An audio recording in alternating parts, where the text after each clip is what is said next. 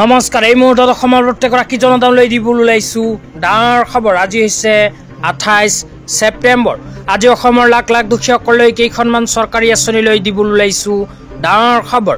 তো যিসকল মানুহে ভিডিঅ'টোত ক্লিক কৰিছে অনুগ্ৰহ কৰি ভিডিঅ'টো স্কিপ নকৰি প্ৰথমৰ পৰা শেষলৈ চাই থাকিব, কিয়নো এইটো ভিডিঅ'ৰ মাজত নিযুত মইনা আঁচনিৰ পৰা আৰম্ভ কৰি অৰুণোদয় আঁচনিলৈ কেইখনমান গুৰুত্বপূৰ্ণ খবৰ আপোনালোকক প্ৰদান কৰিম। অনুগ্ৰহ কৰি ভিডিঅ'টোত ক্লিক কৰিছে যদি ভিডিঅ'টো স্কিপ নকৰি প্ৰথমৰ পৰা শেষলৈ চাই থাকিব। লগতে মোৰ চেনেলত নতুন হ'লে প্লিজ চেনেলটো ছাবস্ক্ৰাইব কৰি মোৰ লগত থাকিব। তো বলক ভিডিঅ'টো আৰম্ভ কৰি আজি প্ৰথমটো গুৰুত্বপূৰ্ণ খবৰৰ বিষয়ে বিস্তাৰিত জানি লওক। লগতে ভিডিঅ'টো ভাল লাগিলে অনুগ্ৰহ কৰি শ্বেয়াৰ কৰি দিব।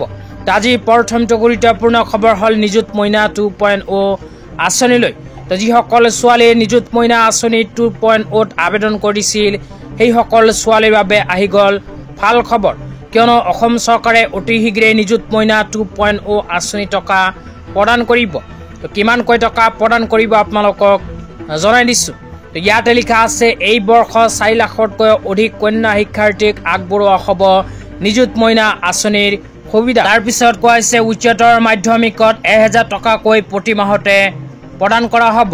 লগতে কোৱা হৈছে স্নাতক অনুৰ্ধসকলক 1250 টকা নিযুত মইনা 2.0 আঁচনিৰ জৰিয়তে প্ৰতি মাহতে প্ৰদান কৰা হ'ব।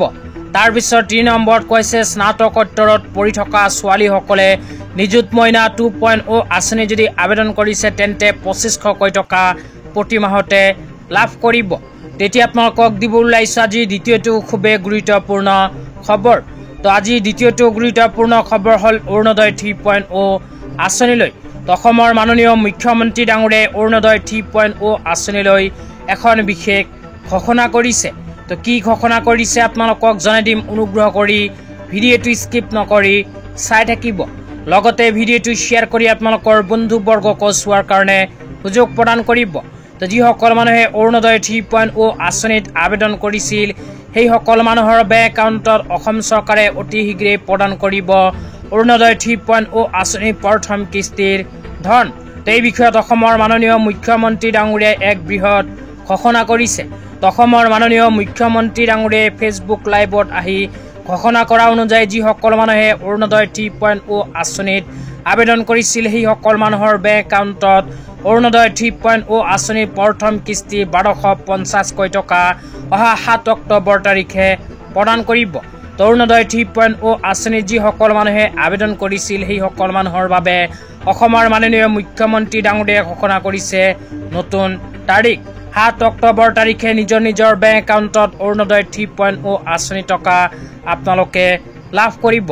তো যিসকল মানুহে অৰুণোদয় 3.0 আঁচনিত আবেদন কৰিছে আৰু যিসকল মানুহে অৰুণোদয় 3.0 আঁচনি টকা পোৱাৰ বাবে যোগ্য কেৱল মাত্ৰ সেইসকল মানুহে অহা 7 অক্টোবৰত লাভ কৰিব অৰুণোদয় 3.0 আঁচনিৰ প্ৰথম কিস্তিৰ 1250 টকা। তেতিয়া আপোনালোকক দিবলৈ ওলাইছোঁ আজি দ্বিতীয়টো খুবেই গুৰুত্বপূৰ্ণ খবৰ।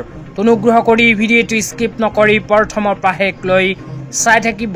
আজি দ্বিতীয়টো গুৰুত্বপূৰ্ণ খবৰ হ'ল ৰেচন কাৰ্ড লৈ।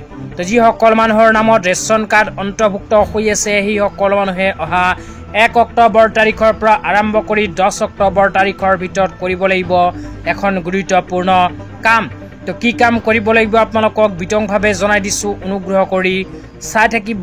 তো যিসকল মানুহৰ নামত ৰেচন কাৰ্ড আছে সেইসকল মানুহে অহা 1 অক্টোবৰ তাৰিখৰ পৰা আৰম্ভ কৰি 10 অক্টোবৰ তাৰিখৰ ভিতৰত নিজৰ ৰেচন কাৰ্ডৰ সামগ্ৰীখিনি সংগ্ৰহ কৰিব লাগিব, কিয়নো অসম চৰকাৰে প্ৰতি মাহৰ 1 তাৰিখৰ পৰা আৰম্ভ কৰি 10 তাৰিখলৈ ঘোষণা কৰিছে অন্য সেৱা দিন। তো সেইকাৰণে আপোনালোকে অহা 10 অক্টোবৰ তাৰিখৰ ভিতৰত নিজৰ ৰেচন সামগ্ৰীখিনি সংগ্ৰহ কৰিব লাগিব। তো আজি ইমানেই, ধন্যবাদ।